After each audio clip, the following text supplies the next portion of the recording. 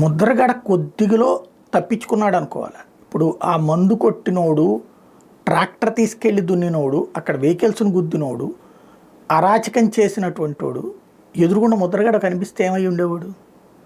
ఒకప్పుడు ముద్రగడ అంటే గౌరవం, ఒకప్పుడు ముద్రగడ అంటే పోరాటం, ఒకప్పుడు ముద్రగడ అంటే కాపు నాయకుడు. ఇప్పుడు తనకు తానే తెచ్చుకున్నటువంటి అహంకారమా, ఆగ్రహమా, అతిశయమా, పేరు చివరిన రెడీ పెట్టుకోవాల్సి వచ్చింది. నెంబర్ 1.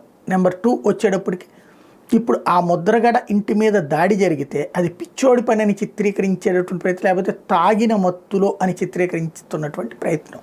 మేబీ అతను ముందు ఇంటెన్షన్ లేకుండా అన్ని చేయగలుగుతాడా 3 రకాలైనటువంటి పనులు అంటే? లేదు. రాబోయే రోజుల్లో ముద్రగడ లాంటి వాళ్ళు ఉండటానికి వీల్లేదని ఏమన్నా చేయడానికి ఏమన్నా మానసికంగా సిద్ధమవుతున్నారా? ఒక ఉన్మాదం అనేటటువంటిది ఆరంభమైతే అది ప్రమాదం అనేటటువంటి దిశగా సాగుతుంది. తాగిన మత్తులో ప్రమాదాలు సృష్టించే తాగుబోతుల మనసులో నాటుకున్న విషబీజమే చాలా ప్రమాదకరం. మరి అట్లాంటిది ఏదన్నా ఉండుంటే పాపం ముద్రగడనే అనాలి.